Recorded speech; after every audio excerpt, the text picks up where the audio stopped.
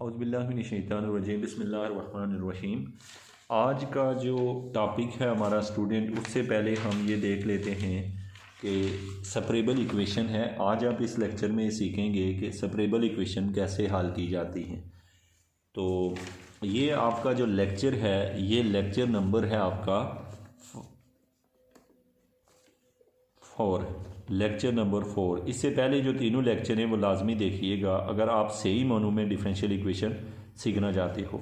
मुख्तलिफ सेमेस्टर जैसे कि आप लोग BS कंप्यूटर साइंस और मैथमेटिक्स के स्टूडेंट के लिए ये कोर्स कंपलसरी होता है और उनको तमाम यूनिवर्सिटीज़ में पाकिस्तान और इंडिया में इनको इस कोर्स को पढ़ाया जाता है और वर्ल्ड वाइड भी ये कोर्स पढ़ाया जाता है।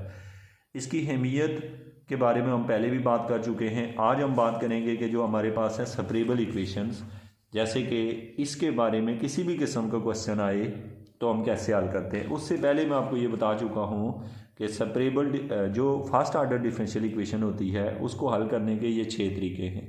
अगर आप लोग डिफरेंशियल इक्वेशन जानना चाहते हो तो आपके लिए ये ज़रूरी होता है कि इन 6 तरीक़ों को आप लाजमी सीखें। अब सवाल ये पैदा होता है कि आप एक ही टाइम में 6 के 6 को करने से बेहतर है कि पहले आप पहला तरीका सीखें, फिर दूसरा, फिर तीसरा, फिर चौथा। आज हम इसका पहला तरीका सीखने लगे हैं कि डिफरेंशियल इक्वेशन अगर हमें कहीं नज़र आए और सॉल्व करने का कहा जाए तो सेपरेबल डिफरेंशियल इक्वेशन को कैसे हल किया जाता है। तो सबसे पहले तो हम इसकी कुछ शेप देख लेते हैं कि सेपरेबल डिफरेंशियल इक्वेशन होती कैसे है। ज़्यादातर मैथमेटिक्स के स्टूडेंट जो होते हैं वो जो थ्योरेटिकल वर्क होता है उससे थोड़ा सा परेशान हो जाते हैं, लेकिन इसको आपने जस्ट अंडरस्टैंड करना होता है। और अगर एक टॉपिक आपको बताया जाता है तो उसमें से अगर 1% भी आपको समझ आ गई ना तो क्वेश्चन आपके लिए हमेशा के लिए आसान हो जाते हैं। तो इसलिए इस पूरे को समझना आपके लिए ज़रूरी नहीं है। आपने बस एक नज़र इसको ये देखना है, जो भी टॉपिक शुरू में समझाया जाए थ्योरेटिकल वर्क, तो फिर हम एग्जाम्पल भी साथ में करेंगे। जब हम एग्जाम्पलें और कुछ क्वेश्चन जब हल करेंगे तो आपको एग्जाम्पल्स की समझ आ जाएगी, क्वेश्चंस की आएगी, और उसके बाद आप आज से जो है सेपरेबल इक्वेशन को सॉल्व करना सीख जाएंगे। सबसे पहली बात है कि हमें कोई भी जब सवाल दिया होगा उस सवाल में एक dx होगा और एक dy होगा। dx के साथ मौजूद जो कीमतें होंगी, अगर उनमें से जो x वाली कीमतें हैं उनको हम सेपरेट कर लें और y वाली कीमतों को सेपरेट कर लें, और ऐसा भी दूसरे के साथ भी हो, तो ऐसे सवालों को डिफरेंशियल सेपरेबल इक्वेशन कहते हैं। एग्जाम्पल में अगर मैं यहाँ पे दिखाऊँ तो यहाँ पे बहुत सारे क्वेश्चन दिए हुए हैं। आप देखें तो यहाँ से आपका जो मेन फर्स्ट क्वेश्चन होता है कि एक्सरसाइज में मौजूद तमाम सवालों को रिकॉग्नाइज करना कि ये सेपरेबल हैं, और अगर ये सेपरेबल हैं तो किस बुनियाद के ऊपर हम कह रहे हैं कि ये सेपरेबल है। इस सवाल को अगर आप गौर से देखें तो इसमें चूँकि जो x वाले फैक्टर्स हैं वो इलादा हैं और y वाला इलादा है, यानी इन दो को आप एक ये इलादा सेट है, ये इलादा, तो ये सेपरेबल है। अब ये वाला जो सवाल है ये भी, इसको सेपरेबल कहने से पहले आपको जो मेन स्टेप आना चाहिए कि आप चीज़ों को सेपरेबल करते कैसे हैं। यहाँ पे जो स्ट्रेटजी हम यूज़ करेंगे वो ये होगी कि एक तो हमने हर सवाल को सेपरेबल बनाना सीखना है और उसका सलूशन लिखना सीखना है। तो आपका जो पहला स्टेप होता है वो ये होता है कि आप सेपरेबल बना के दिखा दो। अगर आप सेपरेबल बनाने में कामयाब हो गए तो 50% क्वेश्चन सॉल्व हो जाता है, 50% बाकी रहता है। हम पहले इससे में सवालों को सेपरेबल बनाने की, जिन स्टूडेंट को नहीं पता होता क्या मतलब, मैं बार बार सेपरेबल क्यों कह रहा हूँ, सेपरेबल का मतलब होता है कि y वाली कीमतों को इलादा कर दें और x वाली को इलादा कर दें।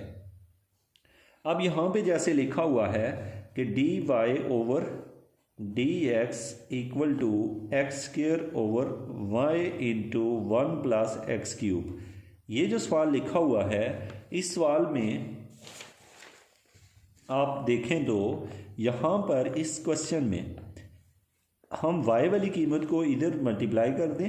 क्या किया, ये वाला y जो है वो यहाँ से इधर आके मल्टीप्लाई कर दिया, और ये जो dx है इसको उधर लेके जाएं तो ये इलादा हो जाता है सवाल, यानी ये वाला टर्म यहाँ पर आ गई और ये dx दूसरी साइड पे मल्टीप्लाई हो गया। अब ऐसा करने से x वाला पार्ट इलादा हो गया, y वाला इलादा हो गया, इसलिए इन सवालों को हम सेपरेबल कहते हैं। जब हम ये स्टेप कर लेते हैं, जब भी कोई सवाल हमें दिया होता है तो उसके स्टार्ट में पहले सलूशन लिखते हैं।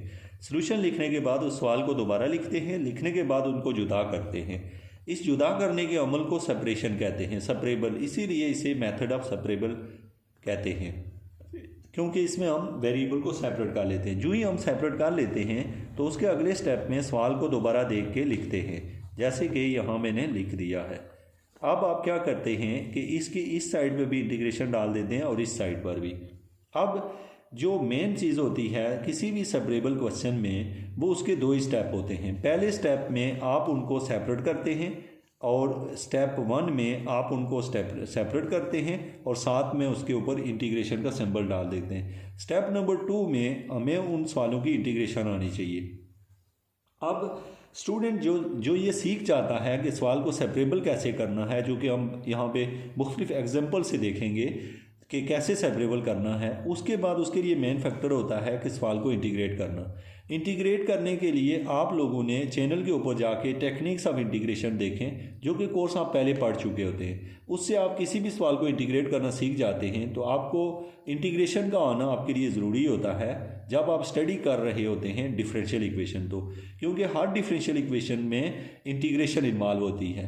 अब देखें तो इसकी इंटीग्रेशन आ जाएगी y का square divided by 2 equal to, इसकी इंटीग्रेशन अभी देखें X square over 1 plus X square, इसको हम इंटीग्रेट करना चाह रहे हैं। अब जब आप इसको इंटीग्रेट करना चाह रहे हैं तो अब आप नोट करें कि इसकी इंटीग्रेशन हम तभी कर सकते हैं कि अगर मैं अपने पास से एक प्लस 1 ऊपर प्लस ऐड भी कर दूं और एक माइनस भी कर दूं। नीचे भी मैंने यही किया, बल्कि ये ऐसे ही रहने दिया। अब सवाल ऐसे बन गया है। अब आप इस सवाल को यूँ लिख सकते हैं, ये वाला जो पार्ट है इसको अगर आप एक पार्ट समझ लें तो एक दफ़ा लिखेंगे 1 प्लस एक्स स्क्वायर और नीचे दूसरी दफ़ा 1 plus X square divide D x, और प्लस दूसरा हिस्सा है -1 over 1 plus X square into D X. तो यहाँ पे आपने क्या किया, ये वाला पार्ट इसके नीचे इलादा डिवाइड कर दिया और वो माइनस वाला इलादा कर दिया। इससे क्या होगा कि ये और ये कट जाएंगे, तो यहाँ पे जो बाकी बचेगा वो होगा डी एक्स, और यहाँ पे जो है माइनस बाहर आ जाएगा, यहाँ बाहर माइनस, और फिर यहाँ बचेगा 1 plus 1 over x square into D x. इसमें ये डी और एक्स आपस में इंटीग्रेट होकर कैंसिल हो जाते हैं, खाली एक्स बचता है। और ये जो है स्टूडेंट आपको फार्मूला आना चाहिए, ये फार्मूला है tan इनवर्स ऑफ एक्स का। तो आगे एक प्लस सी भी लिख देते हैं, तो ये बना है वाई स्क्वायर ओवर 2। याद रखें कि आपका सवाल कंप्लीट हो चुका है। अगर आप चाहते हैं कि मज़ीद सिंप्लीफाई करके लिखें तो इस 2 को इस साइड पे मल्टीप्लाई कर दें, तो Y square is equal to 2x minus 2 tan inverse of X plus C. याद रखें कि जब आप मैथमेटिक्स पढ़ रहे होते हैं तो किसी सवाल को जब हल करते हैं तो सवाल को हल करने का सलूशन यहाँ तक जैसे आ गया तो उसको सिंप्लीफाई करने को एक बेहतर स्टेप समझा जाता है। आपको चाहिए कि सवालों को सिंप्लीफाई कर दिया करें। अब हम चंद एग्जांपल से देखते हैं कि किस तरीके से और भी सवालों को हल करते हैं मेथड ऑफ सेपरेशन से। अब हम आते हैं, जैसे कि यहाँ पर सवाल नंबर 2 दिया हुआ है। सवाल नंबर 2 यहाँ पर लिखा हुआ है D Y over D X. हम D Y over D X plus Y का square into sine X equal to 0।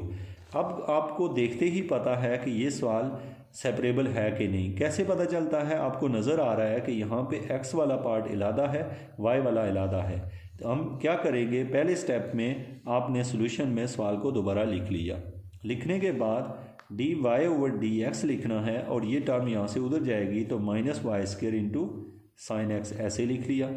अब आप क्या करेंगे कि यहाँ से y वाले आपने जुदा कर देने हैं, x वाले इलादा। कैसे, डी वाई इधर ही रहने दें, ये वाला वो जो y है इधर आके यहाँ डिवाइड हो जाएगा माइनस वाई स्क्वायर, यहाँ से उधर रह जाएगा साइन x, और ये जो डी एक्स है दूसरी साइड पे जाके मल्टीप्लाई हो जाएगा। हो सो कि आपने इसे अंडरस्टैंड कर लिया होगा। यहाँ पे मेरे पास आ गया D Y over minus X square equal to sine X D X. तो ये इसको हम कहते हैं कि ये मतलब y वाला पार्ट इधर ले आए, डी एक्स को उधर ले गए। हमेशा हम ऐसा करते हैं। अब ये पहला स्टेप ओके हो गया। अब आपने इसकी दोनों साइडों पे इंटीग्रेशन लेनी है। यहाँ पे आप लोग लिखते हैं, यहाँ पर हम लोग लिखने लगे हैं डी वाई ओवर वाई का स्क्वायर, इसके साथ माइनस है, equal to sine X D X. इधर भी इंटीग्रेशन डालनी है, इधर भी। अब ये माइनस है, ये बाहर निकल आएगा तो इंटीग्रेशन से, तो बाकी बचेगा y पावर -2 dy, और इधर आ जाएगा integration of sine X D x. अब आपने क्या करना है, इसकी इंटीग्रेशन करनी है, माइनस इसकी पावर में एक ऐड भी कर देंगे, उसी से हम लोग डिवाइड भी कर देंगे। दूसरी साइड पे जो सवाल है वो साइन की इंटीग्रेशन आपको लिखनी पड़ेगी, वो होती है माइनस काज एक्स, ये आपको इंटीग्रेशन आनी चाहिए। और साथ में हमने लिख दिया प्लस सी। इसको और थोड़ा सिंप्लीफाई करके लिखें तो यह आता है -1 divided by -1 equal to minus cos X plus C. अब इसको ये माइनस इस माइनस को कैंसिल कर देगा, y power -y equal to minus cos X plus C. तो इसको आप लिख सकते हैं 1/y equal to cos X plus C, इस तरह भी लिख सकते हैं। तो ये था स्टूडेंट आपका सवाल कि आप किस तरीके से सेपरेशन करते हैं। हम मज़ीद 2 और सवाल देख लेते हैं ताकि आपको इसमें हौसला बढ़े मेथड ऑफ सेपरेशन में। अगले लेक्चर में 2 सवाल और हम यहाँ से देखते हैं। अगले लेक्चर में हम लोग इसी एक्सरसाइज का नीचे वाला पार्ट भी देखते हैं, जिसमें हमें अगर साथ में ये कंडीशन दी हुई हो तो इस कंडीशन को हम क्या कहते हैं, और इन सवालों को भी ऐसे ही हल करते हैं, एक स्टेप एक्स्ट्रा किया जाता है, वो भी हम नेक्स्ट क्वेश्चन में देखेंगे। अभी हम लोग जा रहे हैं यहाँ से एक और कोई क्वेश्चन लेते हैं और उसको सॉल्व करते हैं। तो बच्चों यहाँ पर इसके साथ अभी माइनस भी है। अब हम एक और एग्जांपल लेते हैं जिससे आपको आइडिया हो कि हम सवालों को कैसे सॉल्व करते हैं। अब यहाँ पर आप देखें तो मुझे एक सवाल दिया हुआ है, जैसे ये क्वेश्चन है, question number 3, dy/dx equal to 1 + x + y का स्क्वायर प्लस xy का स्क्वायर, ये सवाल दिया हुआ है। आपने सबसे पहले देखना है कि क्या ये वाला जो हिस्सा है ये क्या x और y को एक दूसरे से जुदा किया जा सकता है। अगर हम इनको जुदा कर सकते हैं तो ये सेपरेबल होगा। अब हम कोशिश करते हैं, अगर मैं इसको 1 + x को एक ब्रैकेट में लिख लूँ और यहाँ से y² कॉमन ले लूँ तो ब्रैकेट में 1 + x आ गया। अब मैं इसको अगर ऐसे लिख लूँ, एक दफ़ा 1 + x और दूसरी दफ़ा इसके साथ, चूँकि मैंने 1 + x यहाँ से और यहाँ से जब कॉमन लिया तो यहाँ पे बेटा बचेगा 1 और यहाँ पे बचेगा y का स्क्वायर। अक्सर आपने कॉमन लिया होगा, आपको पता होगा, यहाँ से मैंने जस्ट कॉमन लिए हैं। अब देखो कि ये वाकई जुदा हो गए हैं, x वाला हिस्सा अलग, y वाला अलग, यहाँ पे आपस में एक दूसरे के साथ जुड़े हुए थे। अब ये फैक्टराइज फॉर्म में आ गए हैं। अगर फैक्टराइज फॉर्म में आ जाएं तो इसका मतलब है सवाल सेपरेबल होता है। अब हम इसको सेपरेट कर सकते हैं जैसा कि हम करने लगे हैं। अब हम क्या करेंगे, y वाले हिस्से को इसके y वाले के नीचे ले आएंगे, ऐसे कर लेंगे, और x वाले जो ये dx है ये दूसरी साइड पे जाके ऊपर चला जाएगा और 1 + x, ये हमने सवाल को सेपरेट कर लिया। जो भी हम सवाल सेपरेट कर लेते हैं तो उससे अगले स्टेप में हम दोनों साइडों पे उसी ऊपर वाले स्टेप को देखकर लिखते हैं। लिखने के बाद दोनों साइडों पर इंटीग्रेशन का सिंबल डाल देते हैं। अब इसकी भी इंटीग्रेशन हमें आनी चाहिए और उसकी भी। इसकी इंटीग्रेशन अभी हमने पढ़ी थी, ये होती है tan इनवर्स ऑफ y, और उसकी इंटीग्रेशन है नेचुरल लॉग ऑफ 1 + x, और इसको हम लिख देंगे +c। तो ये था आपके कुछ स्टेप्स जिसमें से आपने तीसरे सवाल को हल किया। एक नज़र इसको देख लें और उसके बाद जो है हम फर्दर देखते हैं कि आपने इस से क्या लर्न किया है।